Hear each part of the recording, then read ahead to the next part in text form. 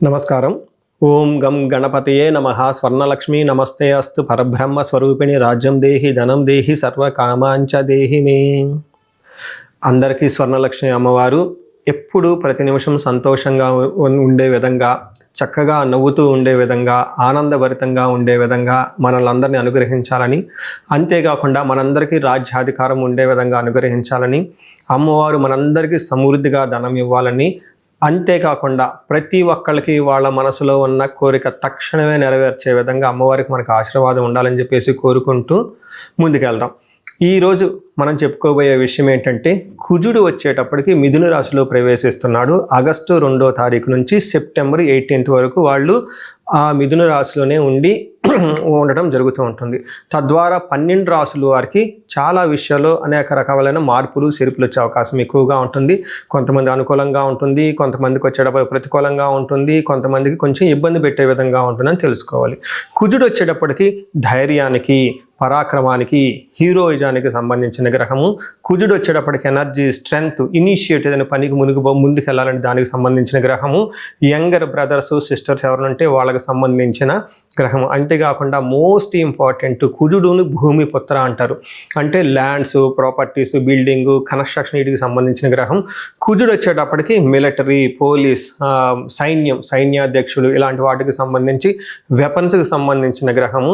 అలాగే కాకుండా కుజుడు వచ్చేటప్పటికి ఫైర్, హీట్, ఇంజనీరింగ్, టెక్నాలజీ, ఫోర్స్ని అప్లై చేసే ఇట్లాంటి పనులన్నిటి కూడా కుజుడికి సంబంధించిన గ్రహం. ఇలాంటి కుజుడు మిథున రాశిలో 45 రోజులు సుమారు ఉండటం వల్ల మిగతా 12 రాశుల వరకు ఎలా ఉందో మనం చూద్దాం. మనం వృశ్చిక రాశి గమనించుకుంటే, ఈ రాశి వాళ్ళకి 8th హౌస్లో కుజుడు ఉన్నారండి. ఏదైనా గ్రహం 8వ ఇంట్లో ఉంటే అంత మంచి చేయదు అని మనకి శాస్త్రంలో వివరించడం జరుగుతుంది.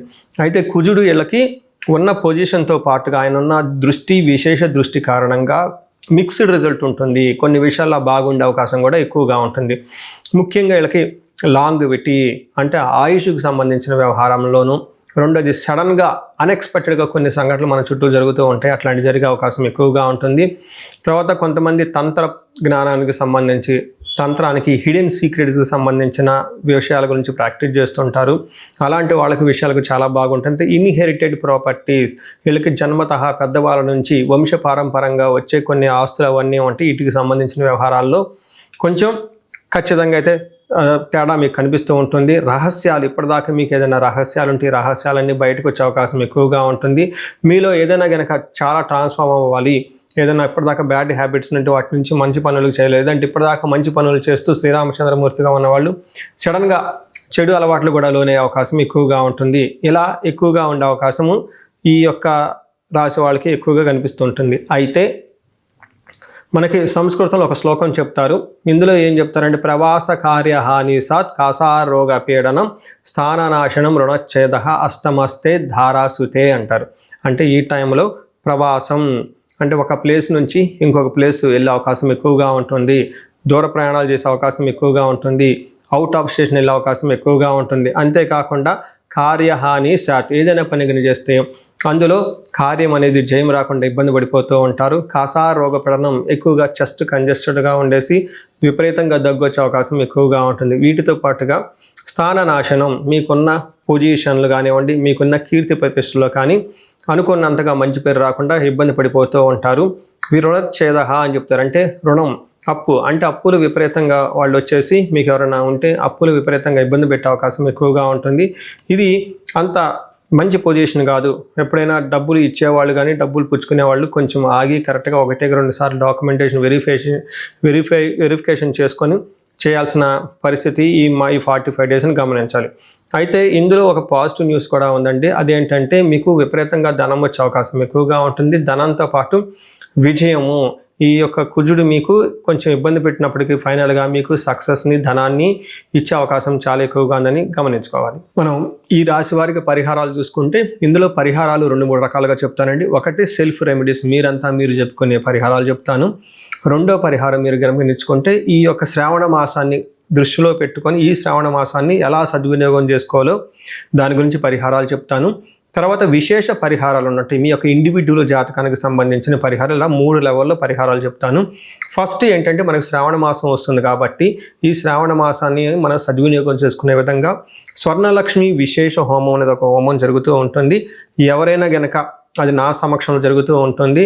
ఎవరికైతే 16 మంది లక్ష్మీలు కావాలి, సిద్ధలక్ష్మి, మోష్టలక్ష్మి, ఇష్టలక్ష్మి, గజలక్ష్మి, ఇలా అనేక మంది లక్ష్మీల యొక్క కటాక్షం మీకు కావాలనుకుంటే స్వర్ణలక్ష్మి విశేష హోమం జరుగుతూ ఉంటుంది. ఇక్కడ స్వర్ణలక్ష్మి అమ్మవారి దేనికి ప్రతీక అంటే మీ యొక్క సంపదలకి విలువ పెరగటానికి స్వర్ణలక్ష్మి అంటారు. అంటే ఆల్రెడీ మనకు ఇల్లు ఉండొచ్చు, సంపాదన ఉండొచ్చు, పిల్లలు ఉండొచ్చు, అందరూ ఉండొచ్చు. అయితే వాటికి విలువ ఇంకా పెరగటానికి కావాల్సిన ఒక శక్తి అమ్మవారిని స్వర్ణలక్ష్మి అంటారు. ఈ యొక్క స్వర్ణలక్ష్మి విశేష పూజ చేయడం జరుగుతుంటుంది. అమ్మవారికి ఎంతో ఇష్టమైన తామర పూలతో ఈ యొక్క హోమం చేయటం జరుగుతుంటుంది. అమ్మవారికి ఇష్టమైన అనేక పుణ్య ద్రవ్యాలు మొత్తం ఈ పూజా సామగ్రి వాడటం జరుగుతుంటుంది. ఇది అయిపోయిన తర్వాత ప్రతి ఒక్కరికి 3 వెండి కాయిన్స్ ఇవ్వడం జరుగుతుంటుంది. ఒకటి బీరువాలో పెట్టుకోవడానికి, ఒకటి మీ పర్సులో పెట్టుకోవడానికి, ఒకటి పారే నీళ్ళల్లో డ్రాప్ చేయడానికి, ఇలా ఒక కుబేర మూటని కూడా ఇవ్వటం కూడా జరుగుతూ ఉంటుంది. ఇది గ్రూప్గా సామూహికంగా చేయడం జరుగుతూ ఉంటుంది. దీన్ని అందరూ సద్వినియోగం చేసుకోవాలని చెప్పేసి నేను కోరుకుంటున్నాను. నెక్స్ట్ రెమెడీస్, ఈ కుజుడికి సంబంధించిన ఇంట్లో చేసుకునే రెమెడీస్ ఏంటంటే ఫస్ట్ కందులు 1 kg దానం ఇవ్వగలిగితే చాలా బాగుంటుంది. సుబ్రహ్మణ్యేశ్వర స్వామి భుజంగ స్తోత్రం చదివితే ఇంకా చాలా బాగుంటుంది. ఎవరైనా గనక ఇంకా ఆంజనేయ స్వామి గుడికి వెళ్ళి మంగళవారం గనక ఆకు పూజతో గనక పూజ చేయించగలిగితే ఇంకా బాగుంటుంది. ఇవి సెల్ఫ్ రెమెడీస్ అని చెప్పుకోవచ్చు.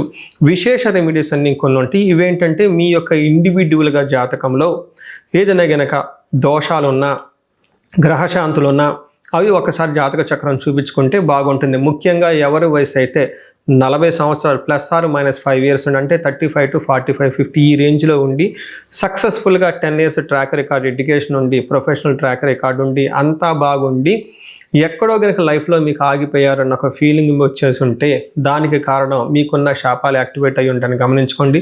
దానికి కారణం మీ యొక్క జాతక చక్రంలో ఉన్న గ్రహాల యొక్క చెడు యొక్క దోషాలు మీ మీద ఉందని గమనించుకోవాలి. ఇలా మీకు అనిపిస్తే ఒక్కసారి ఇండివిడ్యువల్గా మీ యొక్క జాతక చక్రం చూపించుకొని తగు పరిహారాలు చేసుకోవాలని చెప్పేసి కోరుకుంటున్నాను.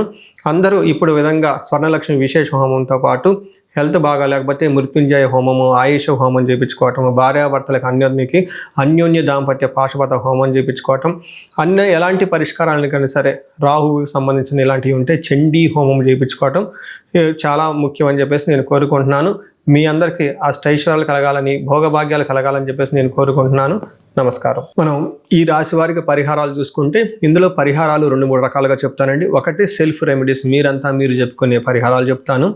రెండో పరిహారం మీరు గమనించుకుంటే ఈ యొక్క శ్రావణ మాసాన్ని దృష్టిలో పెట్టుకొని ఈ శ్రావణ మాసాన్ని ఎలా సద్వినియోగం చేసుకోవాలో దాని గురించి పరిహారాలు చెప్తాను. తర్వాత విశేష పరిహారాలు ఉన్నట్టు మీ యొక్క ఇండివిడ్యువల్ జాతకానికి సంబంధించిన పరిహారాలు ఇలా 3 లెవెల్లో పరిహారాలు చెప్తాను. ఫస్ట్ ఏంటంటే మనకు శ్రావణ మాసం వస్తుంది కాబట్టి ఈ శ్రావణ మాసాన్ని మనం సద్వినియోగం చేసుకునే విధంగా స్వర్ణలక్ష్మి విశేష హోమం అనేది ఒక హోమం జరుగుతూ ఉంటుంది. ఎవరైనా గనక అది నా సమక్షంలో జరుగుతూ ఉంటుంది. ఎవరికైతే 16 మంది లక్ష్మీలు కావాలి, సిద్ధలక్ష్మి, మోష్టలక్ష్మి, ఇష్టలక్ష్మి, గజలక్ష్మి, ఇలా అనేక మంది లక్ష్మీల యొక్క కటాక్షం మీకు కావాలనుకుంటే స్వర్ణలక్ష్మి విశేష హోమం జరుగుతూ ఉంటుంది. ఇక్కడ స్వర్ణలక్ష్మి అమ్మవారి దేనికి ప్రతీక అంటే మీ యొక్క సంపదలకి విలువ పెరగటానికి స్వర్ణలక్ష్మి అంటారు. అంటే ఆల్రెడీ మనకు ఇల్లు ఉండొచ్చు, సంపాదన ఉండొచ్చు, పిల్లలు ఉండొచ్చు, అందరూ ఉండొచ్చు. అయితే వాటికి విలువ ఇంకా పెరగటానికి కావాల్సిన ఒక శక్తి అమ్మవారిని స్వర్ణలక్ష్మి అంటారు. ఈ యొక్క స్వర్ణలక్ష్మి విశేష పూజ చేయడం జరుగుతుంటుంది.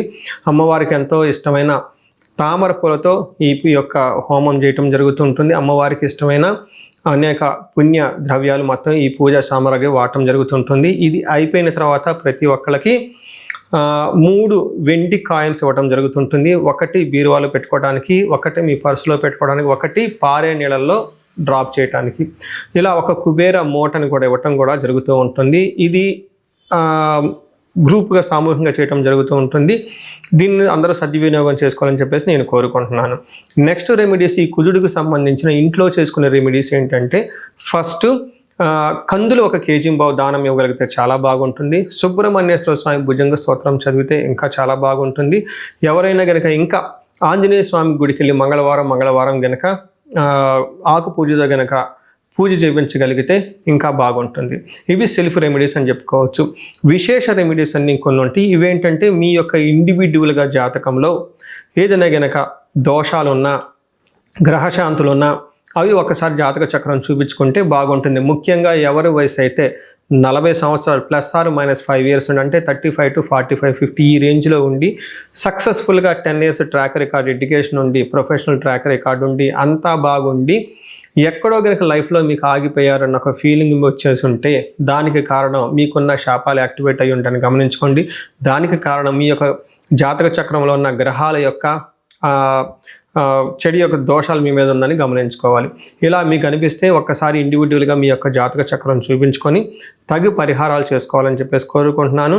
అందరూ ఇప్పుడు విధంగా స్వర్ణలక్ష్మి విశేష హోమంతో పాటు హెల్త్ బాగా లేకపోతే మృత్యుంజయ హోమము, ఆయుష హోమం చేయించుకోవటం, భార్యాభర్తలకు అన్యోన్య దాంపత్య పాశుపత హోమం చేయించుకోవటం, ఎలాంటి పరిష్కారాలకైనా సరే రాహువుకి సంబంధించిన ఇలాంటివి ఉంటే చండీ హోమం చేయించుకోవటం చాలా ముఖ్యం అని చెప్పేసి నేను కోరుకుంటున్నాను. మీ అందరికీ అష్టైశ్వర్యాలు కలగాలని, భోగభాగ్యాలు కలగాలని చెప్పేసి నేను కోరుకుంటున్నాను. నమస్కారం.